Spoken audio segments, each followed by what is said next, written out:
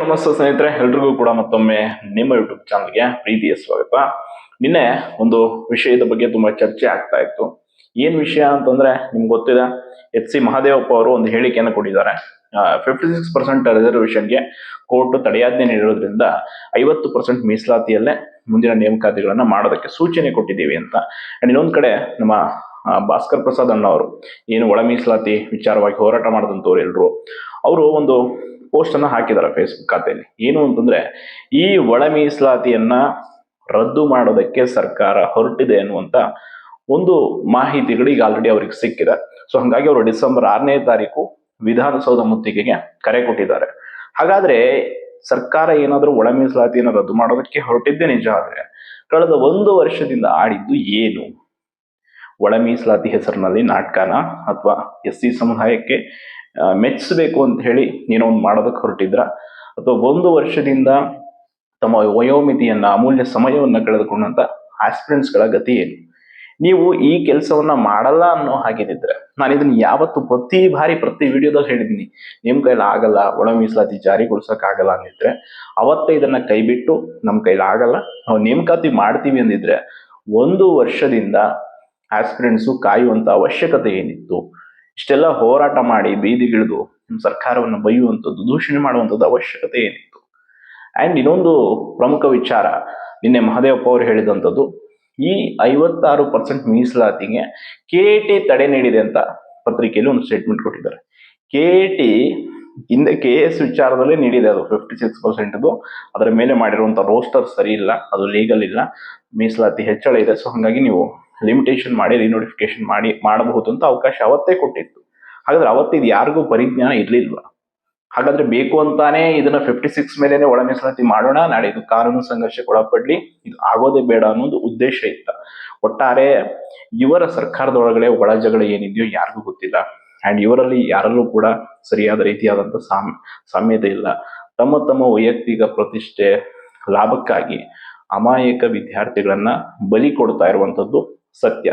And ಇದು 56% ಮಾಡಿರುವಂತದ್ದು ಕಾನೂನುಬದ್ಧ ಇಲ್ಲ. ನಾಳೆ ಸುಪ್ರೀಂ ಕೋರ್ಟ್ಗೆ ಹೋದ್ರೂ ಕೂಡ ಇದು ಏನು ನ್ಯಾಯಸಮ್ಮತ ಇಲ್ಲ ಅಂತೇಳಿ ತೀರ್ಪು ಬರುತ್ತೆ ಅಂತ ಇವ್ರು ಎಲ್ಲರಿಗೂ ಗೊತ್ತಿದೆ. ಆದ್ರೂ ಅದನ್ನ ಒಂದು ರೀತಿ ನಮ್ಮ ಹಠವನ್ನು ಸಾಧಿಸುವ ರೀತಿ ಅದನ್ನೇ ಮುಂದುವರ್ಸ್ಕೊಂಡು ಹೋಗ್ತಾ ಇರೋದು. ಅಂಡ್ ಇವನ್ 50% ಮೇಲೆ ಈಗ ನೇಮಕಾತಿ ಮಾಡಿ ಅಂತ ಹೇಳ್ತಾ ಇರೋದು, ಇದನ್ನ ಒಂದು 6 ಮಂತ್ ಬ್ಯಾಕೆ ನೀವು ಮಾಡಿಬಿಟ್ಟಿದ್ರೆ ಇಷ್ಟೊತ್ತಿಗೆ ನಿಮ್ಮ ಒಂದು ಕರ್ತವ್ಯವನ್ನ, ನೀವು ಕೊಟ್ಟ ಮಾತನ್ನ, ಪ್ರಣಾಳಿಕೆಯಲ್ಲಿ ನೀವು ನೀಡಿದ ಭರವಸೆ ಏನಿದೆ, ಖಾಲಿ ಇರುವ ಎಲ್ಲ ಸರ್ಕಾರಿ ಹುದ್ದೆಗಳನ್ನ ಭರ್ತಿ ಮಾಡ್ಕೊಳ್ತೀವಿ ಅನ್ನೋಂಥದ್ದು ಈಡೇರ್ತಾ ಇತ್ತು. ಅಂಡ್ ಒಟ್ಟಾರೆಯಾಗಿ ಈಗ ನಿಮ್ಮ ಅಂದ್ರೆ ಆಸ್ಪಿರೆಂಟ್ಸ್ ವಲಯದಲ್ಲಿ ಒಂದು ಗೊಂದಲ ಇದೆ. 50% ಮೇಲೆ ನೇಮಕಾತಿಗಳನ್ನ ಮಾಡಬಹುದು, ಬಟ್ ಇವರು ಅದಕ್ಕೂ ಒಂದು ನೆಪ ಹುಡುಕ್ತಾರೆ. ಸದ್ಯಕ್ಕೆ ಹೊಸದಾಗಿ ರೋಸ್ಟರ್ ಮಾಡಬೇಕು, ಒಂದು 6 ಮಂತ್ ಟೈಮ್ ಬೇಕು ಅಂತ. ಅದಕ್ಕೆ ಇವರು ಮಾಡೋದೇ ಸತ್ಯ ಆದ್ರೆ ಇಮಿಡಿಯೇಟ್ ಆಗಿ DPR ಸೆಕ್ಷನ್ ಇಂದ ಒಂದು ಆದೇಶವನ್ನ ಹೊರಡಿಸಬೇಕು. ಅಂಡ್ ಒಳ ಮೀಸಲಾತಿ ವಿಚಾರದಲ್ಲಿ ಮತ್ತೆ ನಾಳೆ SC ಸಮುದಾಯ ಕೇಸ್ ಹಾಕಿದ್ರೆ, ನಮಗೆ ಒಳ ಮೀಸಲಾತಿ ಜಾರಿ ಮಾಡಲೇಬೇಕು, ಅಲ್ಲಿವರೆಗೂ ನೇಮಕಾತಿ ಮಾಡಬೇಡಿ ಅಂತ ಕೇಸ್ ಹಾಕಿದ್ರೆ ಅದು ದೊಡ್ಡ ಮಟ್ಟದ ಪರಿಣಾಮವನ್ನ ಉಂಟು ಮಾಡುತ್ತೆ. ಹಾಗಾಗಿ ಸರ್ಕಾರ ಈಗ ಸದ್ಯಕ್ಕೆ ಕೊಟ್ಟಂತ ಸುಳ್ಳು ಭರವಸೆಯಿಂದ, ನಡೆದುಕೊಂಡಂತ ಈ ಒಂದು ನಡೆಯಿಂದ ಅಂಡ್ ತಮ್ಮ ನಾಟಕದ ಕೆಲಸದಿಂದ ತಾನೇ ಸಮಸ್ಯೆ ಅನುಭವಿಸುವಂತಾಗಿದೆ. ಇನ್ನೊಂದ್ ಕಡೆ ಅವರಿಗೆ ಕುರ್ಚಿ ಚಿಂತೆ, ಯಾರು CM ಮಾಡ್ಬೇಕು, ಯಾರನ್ನ ಯಾವುದಕ್ಕೆ ಅಧ್ಯಕ್ಷ ಮಾಡ್ಬೇಕು ಅಂತ. ಒಟ್ಟಾರೆ ಇವರೆಲ್ಲರ ಒಂದು ವೈಯಕ್ತಿಕ ಕಿತ್ತಾಟ, ವೈಯಕ್ತಿಕ ಪ್ರತಿಷ್ಠೆಯಲ್ಲಿ ಹಾಳಾಗ್ತಾ ಇರುವಂತದ್ದು ರಾಜ್ಯದಲ್ಲಿ ಸ್ಪರ್ಧಾತ್ಮಕ ಪರೀಕ್ಷೆಗಳಿಗೆ, ಎಸ್ಪೆಷಲಿ PSI, ಶಿಕ್ಷಕರ ನೇಮಕಾತಿ, ಬೇರೆ ಹುದ್ದೆಗಳಿಗೆ ಹೋಗ್ತಿರುವಂತ ಲಕ್ಷಾಂತರ ಆಸ್ಪಿರೆಂಟ್ಸ್ ಗಳ ಭವಿಷ್ಯ. ಅಂಡ್ ಇವರೆಲ್ಲರ ಭವಿಷ್ಯವನ್ನ ರೂಪಿಸಬೇಕಾಗಿರುವಂತದ್ದು, ಇವರಿಗೆ ಖಾಲಿ ಇರುವ ಹುದ್ದೆಗಳನ್ನ ಭರ್ತಿ ಮಾಡ್ಕೊಳ್ಬೇಕಾಗಿರುವಂತವ್ರು ತಮ್ಮ ಕುರ್ಚಿಗಾಗಿ ಹೊಡೆದಾಡ್ತಾ ಇದ್ದಾರೆ. ಒಟ್ಟಾರೆ ಈ ಒಂದು ವಿಷಯದಲ್ಲಿ ಒಂದು ಫೈನಲ್ ಏನಾದ್ರೂ ಅಂತಿಮ ತಾರ್ಕಿಕ ಅಂತ್ಯ ಸಿಗಬೇಕು ಅಂದ್ರೆ ಈ ಒಂದು ಅಧಿವೇಶನ ಏನ್ ನಡೆಯುತ್ತೆ, ಚಳಿಗಾಲದ ಅಧಿವೇಶನದಲ್ಲಿ ಒಳ ಮೀಸಲಾತಿ ವಿಷಯದಲ್ಲೂ ಕೂಡ ಒಂದು ಸ್ಪಷ್ಟ ನಿಲುವನ್ನ ತಾಳಬೇಕು.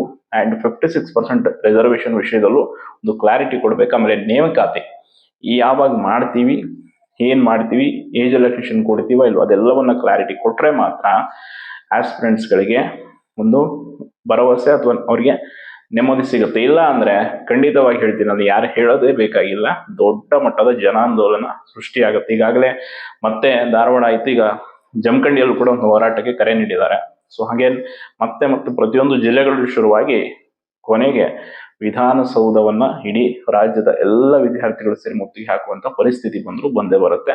ಅಷ್ಟೊತ್ತಿಗೆ ಎಚ್ಚರಿಕೆ ವಹಿಸಿ ಕೂಡಲೇ ಈ ಒಂದು ಅಧಿವೇಶನದಲ್ಲಿ ಏನ್ ಮಾಡ್ತೀವಿ, ಈ ಮೀಸಲಾತಿ ಕೇಸ್ ಏನಾಗುತ್ತೆ ಅಂಡ್ ಇದನ್ನ ಒಳ ಮೀಸಲಾತಿ ಏನ್ ಮಾಡ್ತೀವಿ ಅನ್ನೋ ಸ್ಪಷ್ಟನೆ ಕೊಡ್ಬೇಕು. ಕೆಲವರು ನನಗೆ ಕೆಲವರು ಹೇಳಿದ್ರು, ಸರ್ ನಿಮಗೂ ಗೊತ್ತಿಲ್ವಾ 56% ಕೇಸ್ ಇದೆ, ಕೋರ್ಟಲ್ಲಿ ಸ್ಟೇ ಇದೆ, ಅದಂಗೆ ಇವರು ನೇಮಕಾತಿ ಮಾಡಿ ಅಂತಾರೆ, ನೀವ್ ಹೆಂಗ್ ಕೇಳ್ತೀರಾ ಅಂತ. ನೋಡಿ, ಅದು ನಮಗೂ ಗೊತ್ತಿದೆ, ಈ ಹಿಂದೆಂದನು ಕೂಡ ಅದು ನಡ್ಕೊಂಡು ಬಂದಿದೆ. ಬಟ್ ಈಗ ಇವರು 50 ಮೇಲಾದ್ರೂ ಮಾಡ್ತೀವಿ ಅಂತ ಹೇಳ್ತಾ ಇದಾರೆ. ಕೋರ್ಟ್ ಹೇಳಿರುವಂತದ್ದು 56% ಮೇಲೆ ನೀವು ಹೊಸ ಅಧಿಸೂಚನೆಗಳನ್ನ ಹೊರಡಿಸಬೇಡಿ ಅಂತ. 50 ಮೇಲೆ ಹೊರಡಿಸೋದಕ್ಕೂ ಯಾವ ಸಮಸ್ಯೆ ಇಲ್ಲ. ಹಂಗಾಗಿ ಇವರು 50% ಮೇಲೆ ನೇಮಕಾತಿಗಳನ್ನ ಮಾಡಬಹುದು. ಬಟ್ ಅದಕ್ಕೆ ಈಗಿರುವಂತ ಅಲ್ಟಿಮೇಟ್ ಸಮಸ್ಯೆ SC ಸಮುದಾಯಕ್ಕೆ ST ಸಮುದಾಯಕ್ಕೆ ಕೊಟ್ಟಿದ್ದಂತ ಹೆಚ್ಚುವರಿ ಮೀಸಲಾತಿಯನ್ನ ಈಗ ಸಡನ್ ಆಗಿ ನಾವು ಚೇಂಜ್ ಮಾಡ್ತೀವಿ ಅಂದ್ರೆ ಅವರು ಖಂಡಿತವಾಗಿ ಇದ್ರ ಬಗ್ಗೆ ಆಕ್ರೋಶ ವ್ಯಕ್ತಪಡಿಸ್ತಾರೆ. ಅಂಡ್ ಇನ್ನೊಂದು ಮುಖ್ಯವಾದ ವಿಷಯ, ಇಲ್ಲಿ ಎರಡೂ ಪಕ್ಷಗಳನ್ನಿದೆಯಲ್ಲ, ನಮ್ಮ ರಾಜ್ಯದ ಎರಡು ನಾಚಿಕೆಗೆಟ್ಟ ಲಜ್ಜೆಗೆಟ್ಟ ಪಕ್ಷಗಳು, ಈ ಎರಡೂ ಪಕ್ಷಗಳು ಮಾಡಿದ ತಪ್ಪಿನಿಂದಾನೇ ಇವತ್ತು ಈ ಸಮಸ್ಯೆ ಕ್ರಿಯೇಟ್ ಆಗಿರುವಂಥದ್ದು. ಅವರು ಅವತ್ತು ತಮ್ಮ ಸ್ವಾರ್ಥ, ತಮ್ಮ ಒಂದು ಹಿತ ಸಾಧನೆಗೆ 56 ಮಾಡಿ ಹೋದ್ರು.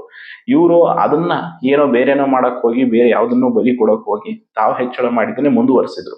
ಇವರಿಬ್ಬರಿಗೂ ಗೊತ್ತಿದ್ರು ಕೂಡ ಅದು ಕಾನೂನಾತ್ಮಕ ಅಲ್ಲ, ಸಂವಿಧಾನಾತ್ಮಕವಲ್ಲ ಅಂತ ಗೊತ್ತಿದ್ರು ಕೂಡ ಅದನ್ನ ಮುಂದುವರಿಸ್ಕೊಂಡು ಬಂದಿದ್ದಂತೂ ದೊಡ್ಡ ಸಮಸ್ಯೆಯಾಗಿ ಈಗ ನಡೀತಾ ಇದೆ. ನಿನ್ನೆ ಯಾರೋ ಒಬ್ನು ಹೇಳ್ತಾ ಇದ್ದ, ಆ ಪಕ್ಷದವ್ರು ಈ ಪಕ್ಷದವ್ರು ಎಲ್ಲಾ ಪಕ್ಷದವ್ರು ಮಾಡಿರೋ ಕಚಡ ಕೆಲಸದಿಂದ ಸಮಸ್ಯೆ ಅನುಭವಿಸ್ತಿರೋರು ನಾವು ಓದ್ತಾ ಇರೋಂತ ಆಸ್ಪಿರೆಂಟ್ಸ್.